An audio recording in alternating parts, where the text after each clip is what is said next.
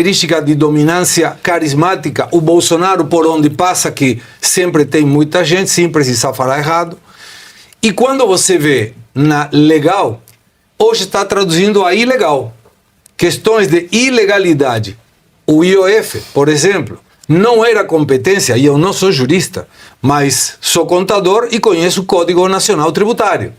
Quando você apela a um IOF, que é um tributo, um imposto regulatório para regular a economia e não arrecadatório, a jurisprudência para esse tipo de trabalho seria o Supremo Tribunal de Justiça, não o Supremo Tribunal Federal.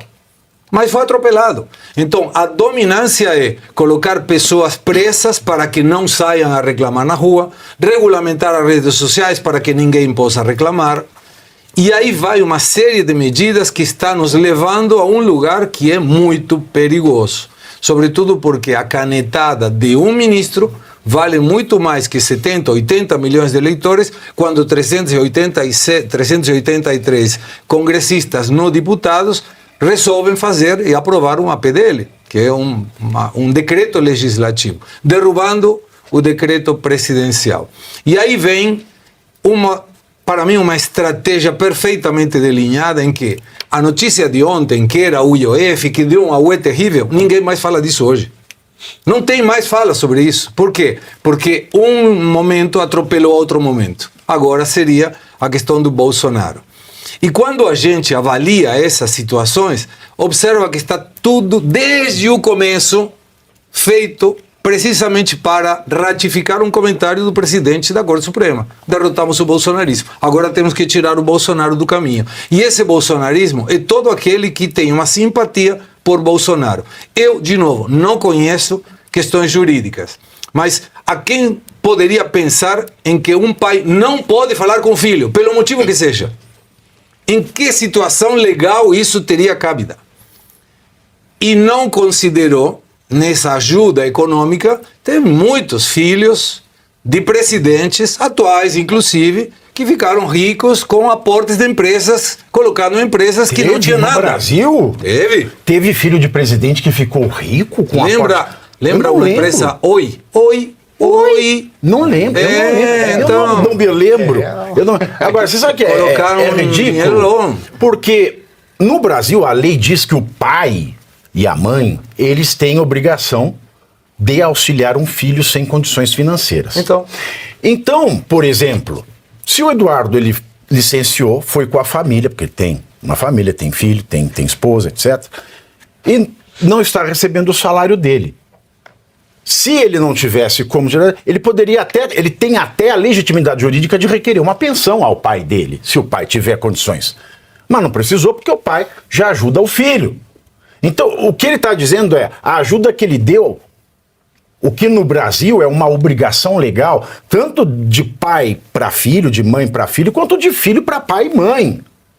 Em linha reta, avô, pai, mãe, filho, neto, neta, se alguém nesta linha está passando necessidade e outro tem a possibilidade de ajudar, é obrigação legal ajudar.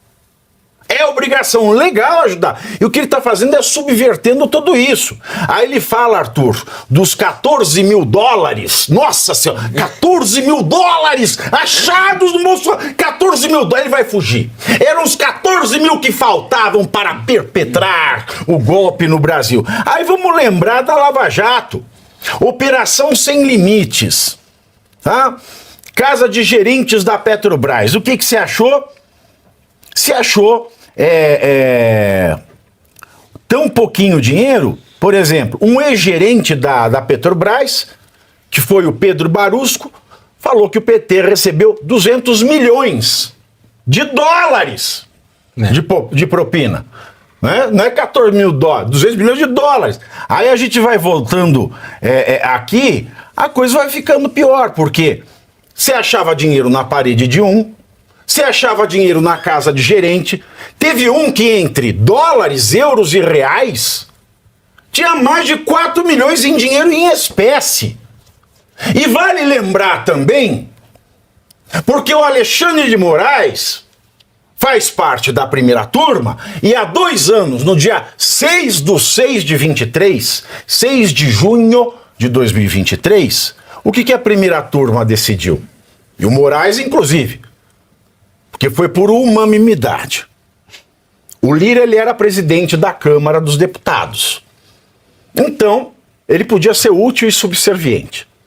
Sendo o STF mudou o entendimento que tinha tomado em 2019, porque ele tinha sido tornado réu numa ação de corrupção.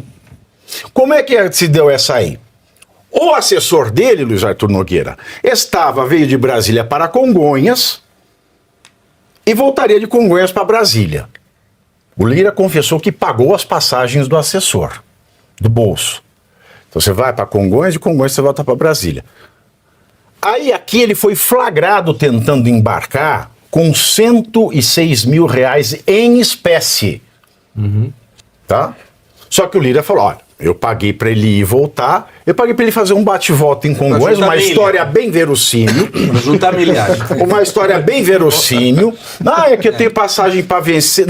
Muito verossímil. Então você vai, faz o bate-volta Congonhas, Brasília. Você não tem nada para fazer aqui, eu sou presidente da Câmara, né? Não tem nada para fazer aqui. E aí ele foi flagrado com 106 mil de propina. E esse dinheiro seria uma propina paga, né? Porque ele foi inocentado. Claro. Seria uma propina paga pelo presidente da Companhia Brasileira de Trens Urbanos, Francisco Colombo, para angariar apoio e permanecer no cargo. Compra de voto. Para ele permanecer no cargo. Mas daí, sabe o que ficou decidido, inclusive pelo Moraes, no caso do Lira, dos 106 mil em espécie? Aspas, não foi demonstrada a existência de lastro probatório mínimo indispensável para a instauração de um processo penal em face ao referido denunciado. A lei brasileira é a mesma. Só que, diferente do Lira, o Bolsonaro não é nem útil, nem subserviente ao STF. É bom a gente lembrar, que o povo esquece.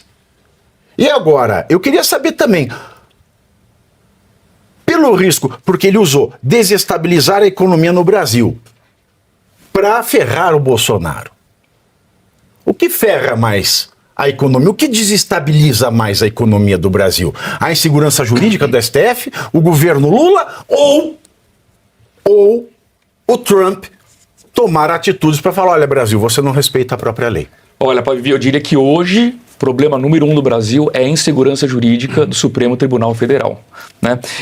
O Alexandre de Moraes, Pavio, ele está tão desconectado da realidade, tão desconectado, que aconteceu algo surreal. Lembra que ontem a gente comentou sobre o absurdo da questão do IOF? Né? Além do Alexandre de Moraes querer ser ministro da Fazenda, ele determinou que a cobrança fosse retroativa ao começo de junho. A gente destacou aqui, isso é um absurdo do ponto de vista jurídico. Muito bem, a Receita Federal teve de vir a público e dizer, realmente não dá para cobrar retroativo. Isso é ilegal. A Receita teve que dizer que a decisão do Alexandre de Moraes era ilegal. Aí hoje, constrangido, ele emitiu uma nota dizendo, veja bem, por uma questão de segurança jurídica, não vai ser cobrada de forma retroativa. Ou seja, ele está completamente perdido, desconectado. Agora, para Vivi, sabe qual foi o grande erro do Bolsonaro em relação a esses 14 mil dólares? É que ele esqueceu de esconder dentro da cueca. Se ele tivesse escondido dentro da cueca... Aí é democrático. É democrático, ele estaria solto, sem tornozeleira. Né? Daí virava o dólar carbonara. Exatamente. Passado no ovo, né? Você escondeu ali. É igual certas calcinhas. Exatamente. Então o erro foi não ter guardado dentro da cueca, porque aí seria legítimo e seria democrático. E para concluir, Vivi, gostei da expressão que o Bolsonaro usou, né? Hoje foi uma suprema humilhação. E eu acrescentaria, uma humilhação. E você aí já está preparado para ter todos os argumentos para dizer que Marx não foi um cara legal, para dizer que o comunismo não é um lugar para diversidade, para desmontar essa grande fake news histórica da esquerda, que é repetida por nossos professores de história, de geografia, de sociologia, que é repetida nas universidades, que é repetida nos livros. Está preparado para dizer por que Marx não era um cara legal e por que todo marxista raiz também não é, e porque o comunismo é terrível. Você já leu nos Anais de Marx? Pois é, aqui nesse livro você vai encontrar tudo o que você precisa saber para responder aquele sabichão que diz que Marx é um cara legal, pois não é. Leia agora, nos Anais de Marx, a trolha do comunismo transviado para encaçapar idiotes, à venda em todas as livrarias do Brasil. pelo site ou nas lojas físicas. Não deixe de ler. O Tourinho só vai soltar a carta pra você se você fizer isso que eu vou te falar. Só dessa vez, gente, eu vou dizer, só dessa vez. Última vez que eu vou mostrar como o Tourinho vai soltar todos os yields baús de ouro pra você, gente. Só dessa vez, tá? Presta atenção o que eu vou te mostrar. Lembrando, tá, gente? Aqui é uma plataforma de jogos legalizada. Nela você pode lucrar muito e você pode perder, tá, galera? É um jogo, não há garantia nenhuma de ganho, gente. Mas a 9D legalizada veio para fazer a diferença. Olha só, na bet alta, dei só uns girozinhos para ativar o quadro. Agora eu vou diminuir novamente para a bet que eu quero jogar. Então é isso, galera, que fique claro, tá? Plataforma nova, legalizada, pagando muito, tá? A 9D tá pagando bem, de verdade. Olha só os resultados que eu vou ter nela. Presta atenção, com apenas 4,35 que eu tinha de banca, o que vai acontecer, gente. Aumentei para R$1. Agora eu vou ativar o turbo, olha só. Gente, os picos de ganho já começou, ó. A 9D é assim. Aí você vai aumentando devagarinho a sua bet. Olha só. 80 conto já veio, gente. E lembrando, tá? Menores de 18 anos, gente, não pode jogar. Olha só, galera. Gente, a plataforma, além de ser legalizada, pagando muito, olha aí, ó, tá pagando muito. Ela tá disponibilizando um bônus para você que se cadastrar agora. O link tá aqui embaixo, clicou no link e se cadastrou, gente. Você vai ganhar bônus só em se cadastrar e você vai lucrar muito nessa plataforma. Olha aí, ó. Gente, a 9D